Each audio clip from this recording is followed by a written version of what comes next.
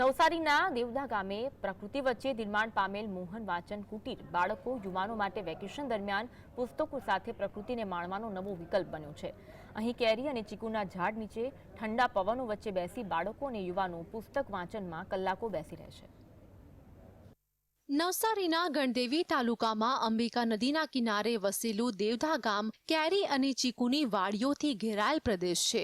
અહીં વેકેશનમાં water park, amusement પાર્કના craze સામે પ્રકૃતિના ખોળે બેસીને પુસ્તકોનું વાંચન થઈ શકે અને વાંચન આળસ નહીં પણ જિજ્ઞાસા સાથે ઉત્સાહ કેળવે એવા ઉમદા વિચાર સાથે આંબા અને ચીકુ વાડીમાં મોહન વાંચન કુટીર શરૂ કર્યું છે। પ્રારંભિક તબક્કે 2000 પુસ્તકોથી શરૂ કરેલા પ્રાકૃતિક લાઇબ્રેરી આસપાસના 20 ગામોના વિદ્યાર્થીઓ યુવાનો માટે વેકેશનમાં સમય વિતાવવાનું ઉત્તમ સ્થળ બની રહ્યું છે।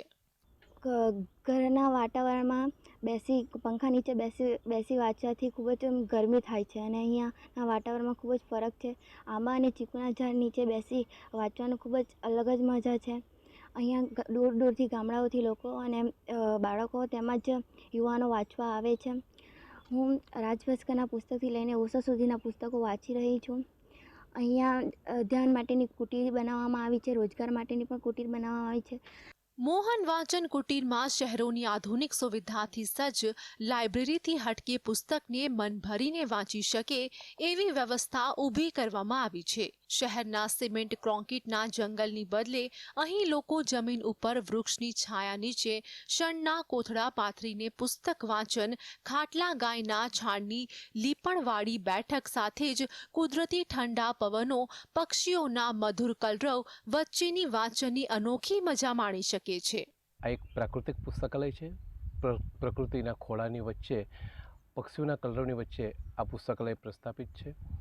સાહિત્યની પ્રવૃત્તિને વેગ મળે અને એક ચોક્કસ વાચક વર્ગ પેદા થાય એ હેતુથી આ પુસ્તકાલયનું નિર્માણ કરવામાં આવ્યું છે। ચીકુ અને કેરીની વાડીની વચ્ચોવચ્ચ આ પુસ્તકાલય છે। જેમ ફાર્મ હાઉસ હોય એમાં ફાર્મ લાઇબ્રેરી છે।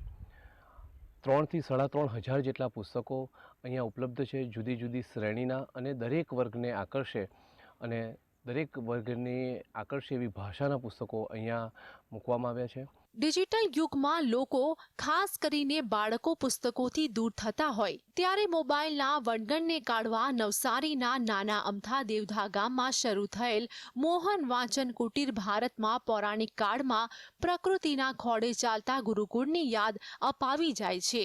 હિતેશ સોનવાડે સાથે GSTV નવસારી।